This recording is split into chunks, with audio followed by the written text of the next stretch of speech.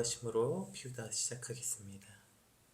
하나님 감사합니다. 어떤 상황 가운데서도 주의 말씀 앞에 서게 인도하시고 주의 말씀을 묵상하게 하시니 감사합니다.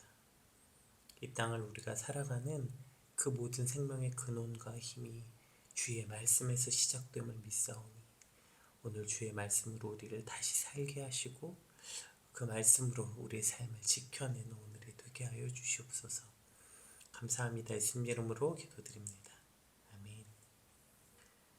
오늘 저희 함께 살펴볼 말씀은 잠언 25장 14절에서 28절 말씀입니다. 선물한다고 거짓 자랑하는 자는 비 없는 구름과 바람 같으니라. 오래 참으면 관원도 설득할 수 있나니 부드러운 혀는 뼈를 깎느니라. 너는 꿀을 보거든 조카리만큼 먹으라. 과식함으로 토할까 두려우니라. 너는 이웃집에 자주 다니지 말라. 그가 너를 싫어하며 미워할까 두려우니라. 자기의 이웃을 쳐서 거짓 증언하는 사람은 방망이요 칼이요 뾰족한 화살이니라. 환난 날에 진실하지 못한 자를 의뢰하는 것은 부러진 이와 위골된 발 같으니라. 마음이 상한 자에게 노래하는 것은 추운 날에 옷을 벗음 같고 소다 위에 식초를 부음 같으니라. 내 원수가 배고파 하거든 음식을 먹이고 목말라 하거든 물을 마시게 하라. 그리하는 것은 핀 숯을 그의 머리에 놓는 것과 일반이요 여호와께서 내게 갚아주시리라. 북풍이 비를 일으킴같이 참소하는 혀는 사람의 얼굴에 분을 일으키느니라. 다투는 여인과 함께 큰 집에 사는 것보다 움막에 혼자 사는 것이 나으니라. 먼 땅에서 오는 좋은 기별은 목마른 사람에게 냉수와 같으니라. 의인이 악인 앞에 굴복하는 것은 우물이 흐려짐과 샘이 더러워짐과 같으니라. 꿀을 많이 먹는 것이 좋지 못하고 자기의 영예를 구하는 것이 헛되니라. 자기의 마음을 제어하지 아니하는 자는 성읍이 무너지고 성벽이 없는 것과 같으니라. 아멘. 오늘 본문은 이제 어제와 연결되는 그 사회생활, 특별히 그 대인관계에 관한 그 지혜로운 모습, 또 그 반대로 또 어떤 모습들이 다른 이들에게 해악을 끼치는가, 이제 그것이 오늘 본문에 기록되어 있는데요. 조금 여러 주제가 너무 많이 나와서 최대한 어쨌든 한 절 한 절 살펴보도록 합시다. 우리 14절에서 17절까지는 그러니까 특별히 대인관계에 있어서 어떠한 합당한 태도로 처신해야 되는가, 이제 그런 교훈을 주고 있는데요. 우리 14절부터 한번 읽어볼게요. 선물한다고 거짓 자랑하는 자는 비 없는 구름과 바람 같으니라. 여기서 이제 비 없는 구름과 바람이라는 것은 이제 당시 팔레스타인 지역의 기후와 연결되어 있는데요. 이제 늘 강우량이 이제 적었던 팔레스타인 지역에는 이제 구름과 바람이 오면 비가 올 거라는 기대가 있었던 거죠. 그런데 이제 종종 어떠한 그 바람과 구름은 분명히 이제 비가 올 것 같은 바람, 비가 올 것 같은 구름이었는데 비가 오지 않고 그저 바람과 비에 그치게 될 때, 그때 그 사람들이 굉장히 실망하고 분노했었던, 그러니까 그 모두가 이제 그런 시대적 공감이 있었던 거죠. 그러니까 지키지도 못할 약속을 남발하는 자를 가리켜서 비 없는 구름과 바람 같다 이렇게 기록하고 있는 거예요. 저희가 지난번에도 비슷한 내용을 한번 나눈 적이 있었는데, 그러니까 애초부터 지키지 않으려고 악의를 가지고 거짓말하는 건 거의 사기꾼이죠. 근데 사실 우리가 일부러 그렇게 거짓말을 하려고 애초부터 사기꾼처럼 속이는 경우가 얼마나 있겠어요. 그때는 아마 진심이었을 거예요. 진심으로 그렇게 하려고 했고 하려고 약속을 한 거죠. 그런데 실상 지키지 못하는 경우가 훨씬 더 많은 거죠. 왜 이럴까? 그것은 어쩌면 공갈빵 같은 생각이에요. 공갈빵 아세요? 이만한 큰 빵. 근데 이렇게 안에가 텅텅 비어서 파사삭 다 없어지는, 그러니까 자기 안은 텅 비어 있는데 자기 자신은 그걸 모르고 부풀어 있는 부피만 보고, 아 내가 이만큼 크고 대단하고 능력 있는 것으로 자기 스스로 또 속고 있는 거죠. 그러니까 큰 소리 치는 거예요. 그러니까 저렇게 장담하고 약속하는 거예요. 내가 할게 이만큼. 그러나 실상은 그 다 공갈빵인 거죠. 속은 텅텅 비어 있는. 실상은 너무나도 미약하고 아무런 힘이 없는데 자기가 그걸 알지 못하니까 저렇게 거짓된 모습을 드러낼 수밖에 없는 거죠.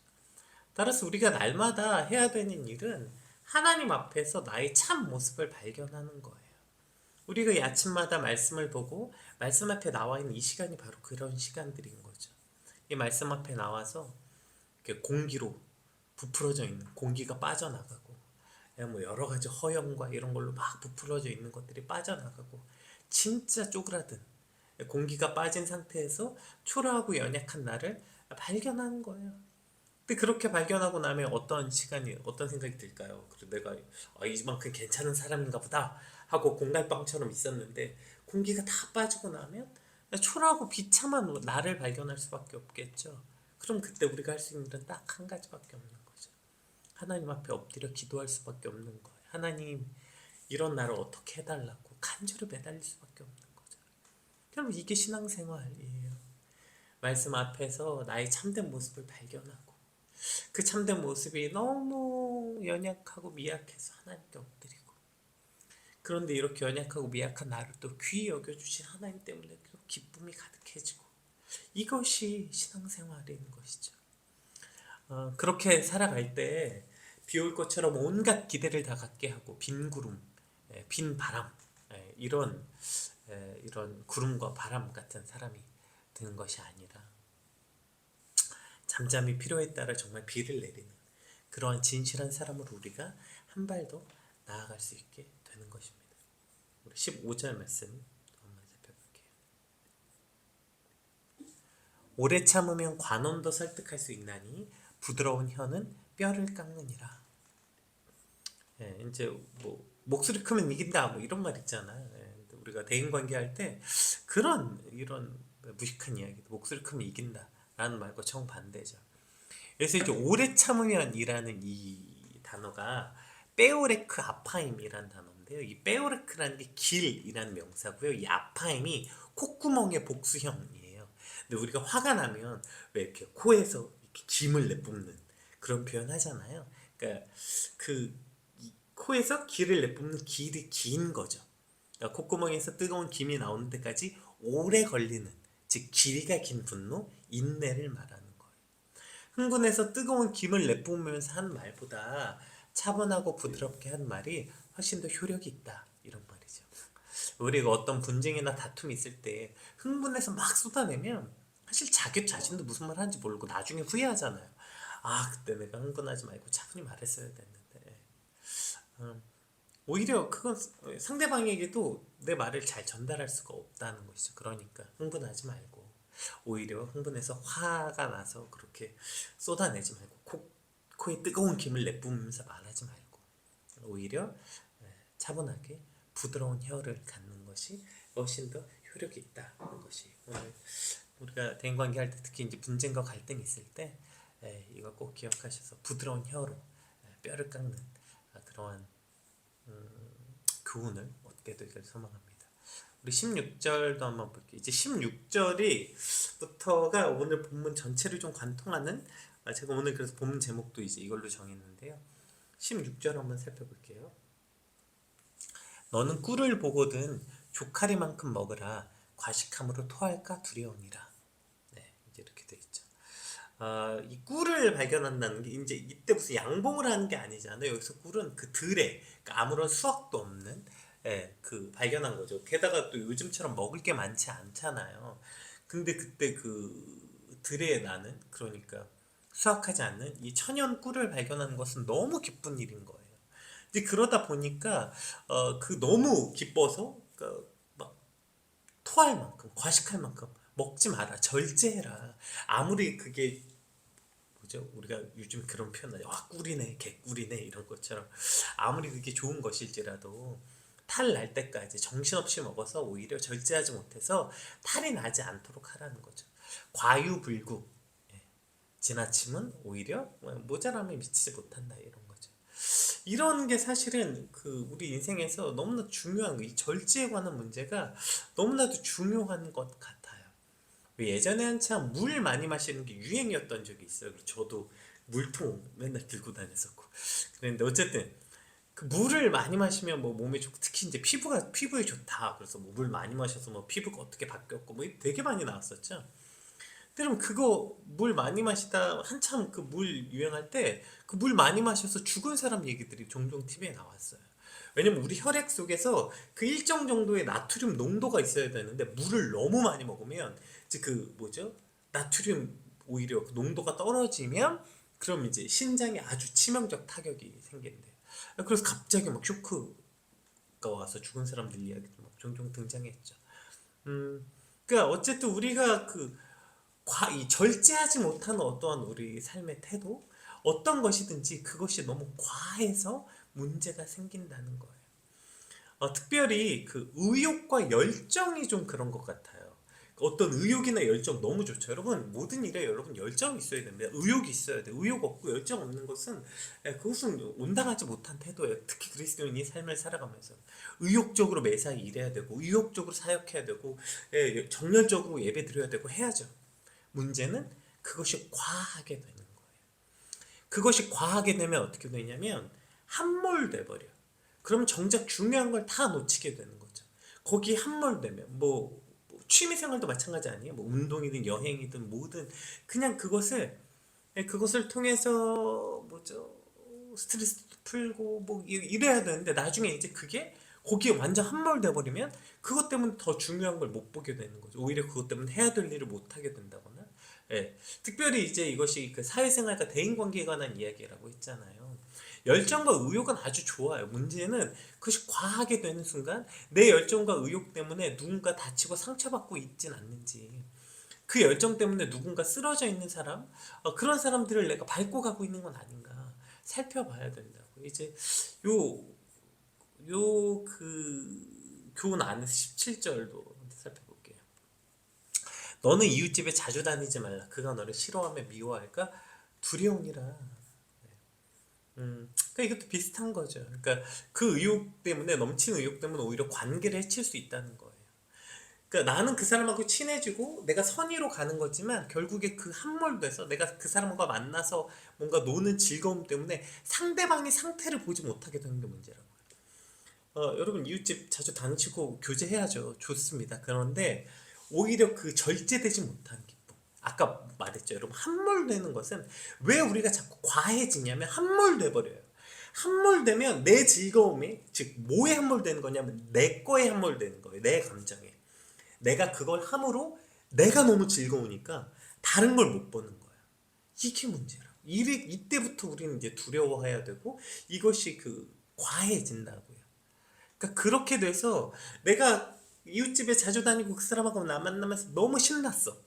그러느라고 뭘 못 봐요? 상대방을 못 보는 거예요. 여러분 오늘 이 본문 20절에 그래서 아주 네, 핵심적인 말씀이 나오죠. 20절 보세요. 자, 이렇게 되면 어떻게 되냐면 오늘 보면 20절에 마음이 상한 자에게 노래하는 것은 추운 날에 옷을 벗음 같고 소다 위에 식초를 부음 같으니라. 그러니까 뭐든지 함몰되면 저렇게 돼버리는 거예요. 마음이 상한 자에게 노래하는 것은 추운 날 옷을 빼앗는 거. 이거 뭐죠? 그 원문을 살펴보면 옷을 빼앗는 것 같고 소다 위에 식초를 붓는다. 소다 위에 식초 부으면 뭐 부글부글 끓고 폭발하겠죠. 근데 여기서 이제 70인역에서는 소다 위에 식초를 붓는다고 번역하지 않았고 상처 위에 초를 부음 같이라고 번역했어요. 그래서 RSV나 세 번역이 다 공동 번역 모두 다 저걸 소다로 번역하지 않고 상처로 번역했어요. 상상해보세요. 상처 위에 식초 부으면 어떻게 되겠어요? 얼마나 고통스럽겠어요. 그러니까 자기는 친절이에요. 자기는 선의로 베푼 거예요. 여러분 노래하는 게 왜 나쁩니까? 노래하는 건 좋은 거죠. 문제는 뭐예요? 마음이 상한 자 앞에서 노래하는 게 문제죠. 그러니까 내 열정과 내 의욕이 그 상대방과 상관없어요. 그렇게 되는 순간 자기는 친절이고 자기는 선의로 말했고 선의로 뭘 행동했다고 하던데 그것이 누군가에게 추운 날 옷을 뺏는 것 같고 상처 위에 식초를 붓는 것 같은 고통이 된다고요. 특히 저 같은 목사나 신앙의 선배들이 누군가에게 조언하거나 말씀을 가질 때 그래서 더더욱이 신중해야 되는 것이죠. 우리가 누군가에게 절제되지 못하는 어떠한 표현들이 아까 여러 번 말씀드렸죠. 그게 왜 문제가 되냐면 그렇게 되는 순간 함몰돼 버리는 순간 상대방을 못 봐요.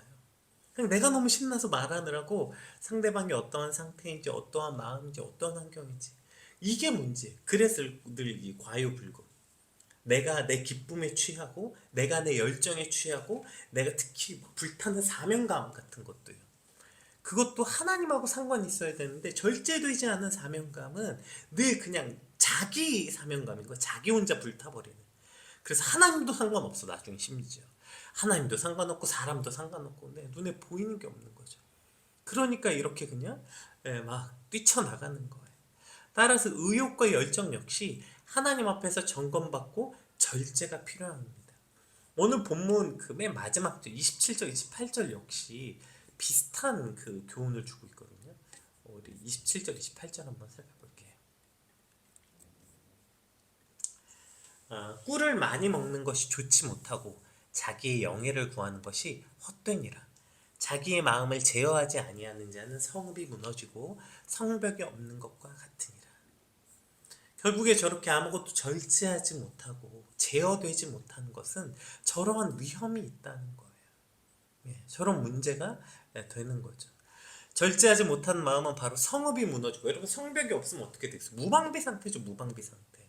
무방비 상태니까 공격에 무기력하게 넘어질 수밖에 없는 거예요.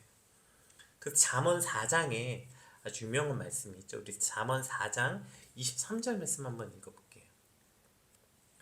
모든 지킬 만한 것 중에 더욱 내 마음을 지키라. 생명의 근원이 이에서 남이니라. 아멘. 모든 지킬 만한 것 중에 내 마음을 지키라. 그것이 바로 생명의 근원이다. 이 모든 지킬 만한 것 중에라는 이 표현이 이게 이제 그 세 가지 보통의 뜻을 가지고 있어요. 이게 분리, 구별, 또 기원 이런 어떤 그 의미를 각각 갖고 있는데요. 그러니까 이거 크게 이제 세 가지로 해석하는데 모든 지킬 만한 것 중에 더욱 내 마음을 지켜라. 이 말이 뭘 뜻하는 거냐면 그 지켜야 할 모든 것들로부터 네 마음을 지키라는 거예요. 이게 이제 첫 번째 뜻이고 두 번째는 네가 지킬 수 있는 모든 것을 다 동원해서 네 마음을 지켜라. 세 번째는 지킬 만한 모든 것들보다 네 마음을 지켜라. 이런 의미죠. 이해되세요? 그러니까 첫 번째는 마음을 공격하는 것들이 굉장히 많다는 거예요. 그러니까 그런 것들로부터 네 마음을 철저히 지켜라. 두 번째는 마음을 지키기 위해서 모든 수단을 다 동원해서라도 네 마음을 지켜라. 세 번째는 여러 지킬 만한 것들이 많지만 그 중에 무엇보다도 마음을 지키는 게 가장 중요하다. 이렇게 세 가지 의미를 가지고 있는데 대부분의 학자들이 이 세 가지 모두를 말한다고 생각해요. 그러니까 오늘 본문은 이런 것인 거죠. 모든 것으로부터 네 마음을 지키고 모든 것을 다 동원해서 네 마음을 지키고 모든 것보다 네 마음을 지켜라. 이렇게 해석할 수 있는 것이죠. 왜요? 생명의 근원이 여기서 난다고요. 생명의 근원. 여러분 삶의 근원이 사실 마음에서 나는 거 아니에요? 우리가 어떤 환경에 있든지 그것을 어떠한 마음으로 받아들이냐에 따라서 결론이 지어지는 거죠. 뭐 얼마를 벌면 여러분 만족하는 건데요. 뭐 월급을 얼마를 벌면 만족합니까? 사실 그것이 얼마이든지 내 마음이 만족이 돼야 만족하는 거죠. 그러니까 사실 어떠한 환경이든 내 마음이 어떠냐에 따라서 모든 인생의 행복과 기쁨과 그 모든 것이 시작되는 것이죠. 사람이 사람다울 수 있는 거 마음에서부터 시작되는 거예요. 그리스도인이 그리스도인다울 수 있는 것도 마찬가지죠. 우리가 그리스도인으로서 해야 될 일, 하지 말아야 될 일, 그 모든 것이 다 어디서 시작돼요? 마음에서 시작하는 거예요. 마음. 오늘 우리가 어떤 마음을 먹느냐에 따라서 우리가 하나님이 기뻐하시는 일을 하기도 하고요. 하나님과 원수가 되는 일을 하기도 하는 것입니다. 따라서 우리의 마음이 제어되고 절제되고 마음을 지켜야 하는 것이죠. 그래서 오늘 우리의 간구와 기도가 여기 있어야 돼. 하나님 내 마음을 지켜주세요. 우리 에스겔 11장 말씀 한번 같이 살펴볼까요? 에스겔 11장 19절에서 21절까지 한번 읽어볼게요. 내가 그들에게 한 마음을 주고 그 속에 새 영을 주며 그 몸에서 돌 같은 마음을 제거하고 살처럼 부드러운 마음을 주어 내 율례를 따르며 내 규례를 지켜 행하게 하리니 그들은 내 백성이 되고 나는 그들의 하나님이 되리라. 그러나 미운 것과 가증한 것을 마음으로 따르는 자는 내가 그 행위대로 그 머리에 갚으리라. 나 주 여호와의 말이니라. 아멘. 그러니까 하나님께서 우리에게 이러한 마음을 주신다는 거예요. 그러니까 그 마음을 사실 우리가 어떻게 우리 마음을 제어합니까, 여러분? 내 마음이 내 마음대로 제어될 수 있는 사람이 어디 있어요? 그러니까 하나님께 구하는 거예요. 내가 그들에게 한 마음을 주겠다 말씀하시잖아요. 새 영을 주고 그 몸에서 돌 같은 마음을 제거하고 살처럼 부드러운 마음을 주시겠다. 그래서 하나님께 맨날 간구할 수밖에 없는 거예요. 주님, 내 마음에 선한 마음이 하나도 없습니다. 주님, 내게 새 영을 주셔서 이 돌 같은 마음을 제거하시고 주님 닮은 선한 마음을 주시옵소서. 미운 것과 가증한 것을 따라가는 마음을 제거하여 주시옵소서. 날마다 우리의 마음을 위해서 간구하고 그 마음을 지켜내기 위해서 주 앞에 발버둥치는 삶, 이것이 오늘 우리에게 필요한 것이죠. 마음을 지키기 위해서, 마음을 제어하기 위해서, 마음을 절제하기 위해서 우리가 그래서 하나님 앞에 날마다 엎드려 기도하는 것, 이것이 오늘 우리가 해야 되는 역할이라는 것입니다. 오늘 무릇 그 어떤 것들보다 하나님 우리의 마음을 지키게 하여 주시옵소서. 우리의 마음으로부터 모든 믿음과 삶이 시작되오니, 생명의 시작이 마음에서부터 시작되오니 우리 마음을 지켜달라고 우리 간절히 그렇게 기도하고 고백하게 되길 소망합니다.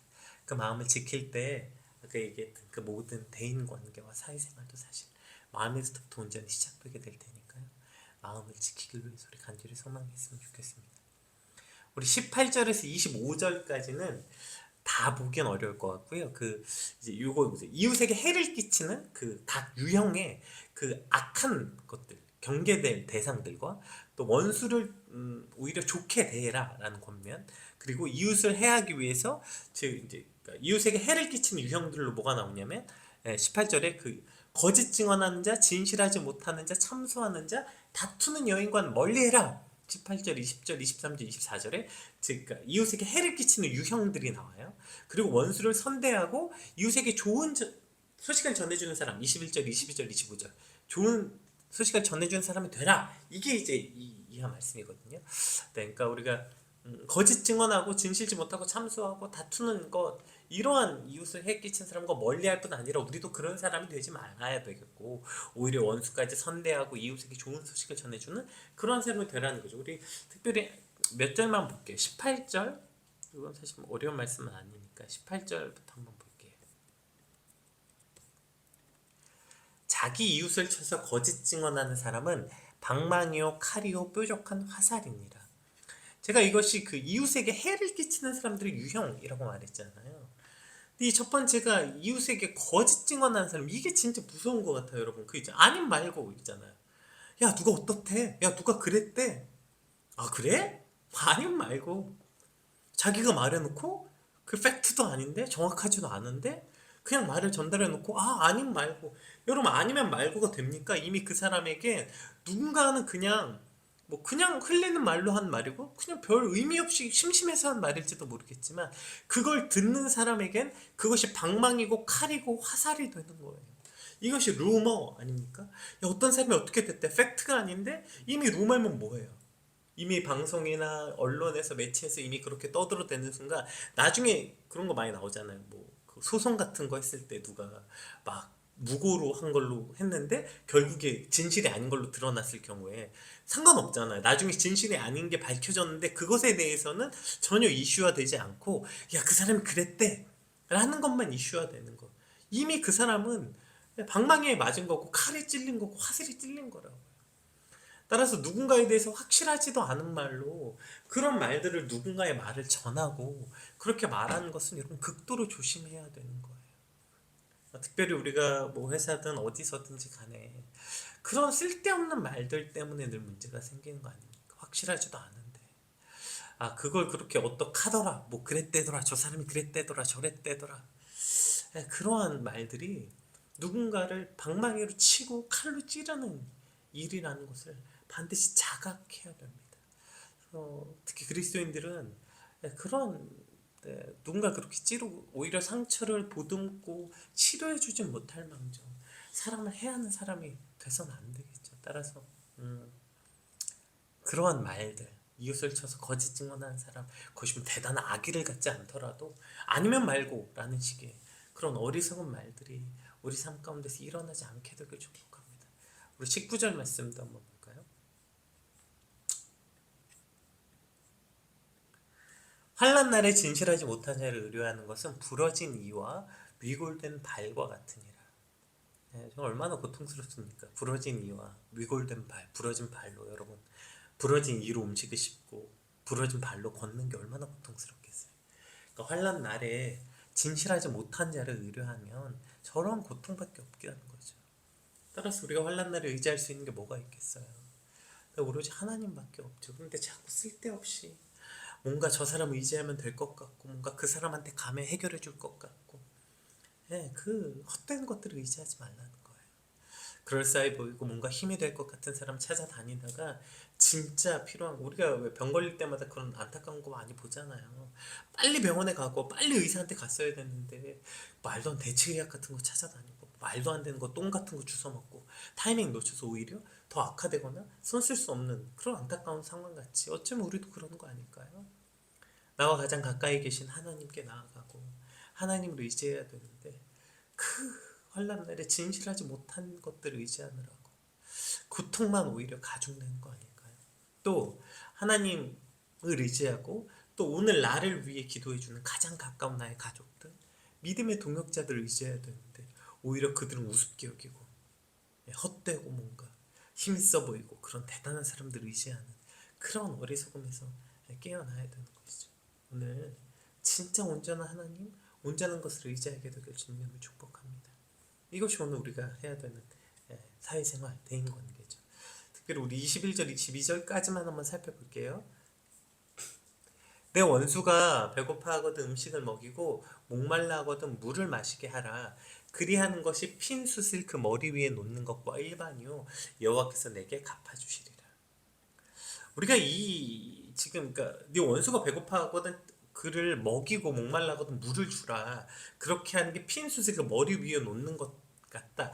이것을 조금 오해하는 경우가 있는 것 같아. 이게 물론 이제 세 가지 의미가 있어요. 이것도 전부 다. 근데 뭐 그 당시 이제 뭐 그 중동 지방의 어떤 기원과 관련된 건데 뭐 어쨌든 그냥 오케이 니은 놈 떡 하나 더 줘라. 차라리 오케이 니 원수 갚지 말고 원수 배고파해 음식 더 줘. 그러면 그 머리 위에 하나님이 그 진노를 쌓아두셨다가 하나님 오히려 너의 선까지 합쳐서 더 세게 심판할 거야.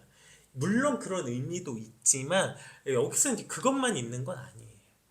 그러니까 이게 이제 왜 당시에 이제 회계에 관련된 건데 회계한 사람들이 머리 숱을 이제 지고 다니면서 고통 내가 이제 이런 회계 때문에 죄의 고통이 있었다 이제 이런 그 뭐죠 그 관습이 있었다고 해요. 그러니까 오히려 그렇게 네가 원수를 선대함으로 원수가 하나님께 회개할 수 있게 돌이킬 기회를 주라는 거죠.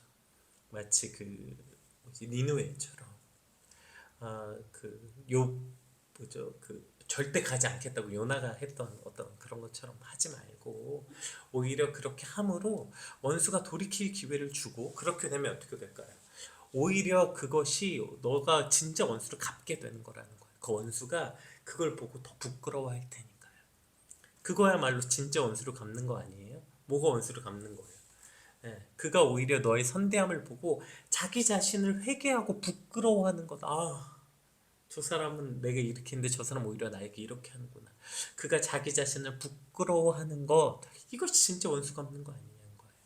그러니까 악을 악으로 갚지 말고 선으로 갚을 때 오히려 그가 돌이킬 기회를 얻게 되고 그것이야말로 그 스스로가 자기의 잘못을 발견하고 부끄럽게 되는 것. 여러분 사실 이게 하나님이 우리에게 해주신 거 아닙니까? 여러분 설명하지만 베드로가 다 포기하고 완전히 절망해서 내려갔을 때 갈릴리로 갔을 때 예수님이 오셔서 그에게 어떻게 하셨어요? 음식을 주셨다고 음식을 조반을 차려주셨다고 와서 먹어라. 오히려 원수된 거 아니에요? 베드로가 예수님 저주하고 떠났는데 근데 그에게 음식을 주고 먹어라 하셨다. 먹고 그에게 다시 한번 물어보죠. 네가 나를 사랑하느냐? 3번이나. 그가 예수님을 3번 부인한 걸 다시 회복할 수 있는 기회를 주신 것. 그로 인해서 내가 더더욱 얼마나 죄인인지 은혜 앞에 더 엎드리는 거죠. 하나님이 그렇게 오늘 우리를 회개케 하셨던 것처럼 오늘 그러니까 우리가 원수에 대해서 악으로 갚지 말고 오히려 은혜를 베푸는 것이야말로 그것이 진짜 지혜로운 방법이라고 말씀해주고 있는 것입니다. 오늘 이 잠언 25장 마지막 절 통해서 우리가 이 땅에서 대인 관계를 어떻게, 이웃과의 관계를 어떻게 해야 되는지 쭉 이제 교훈 주셨는데요. 하나님, 우리가 이렇게 참 지혜로운 방법으로 세상이 말하는 야 뭐 사람과의 사이는 이래야 된다 저래야 된다, 사실 대부분 오늘 말씀에 따르면 거의 반대거든요. 세상의 어떠한 원칙이 아니라 말씀에 따라 관계 맺고 말씀에 따라 살아가는 저 여러분 되시기 주님을 축복합니다. 특별히 오늘 우리 마음에 대해서, 우리 절제된 마음에 대해서 함께 나누었는데요. 깊게 하나님, 특별히 우리가 이렇게 된 관계 하면서 특별히 무엇보다 우리의 마음을 절제하고 마음을 지키게 해달라고 우리 받은 말씀 놓고 함께 같이 기도하겠습니다. 기도합시다.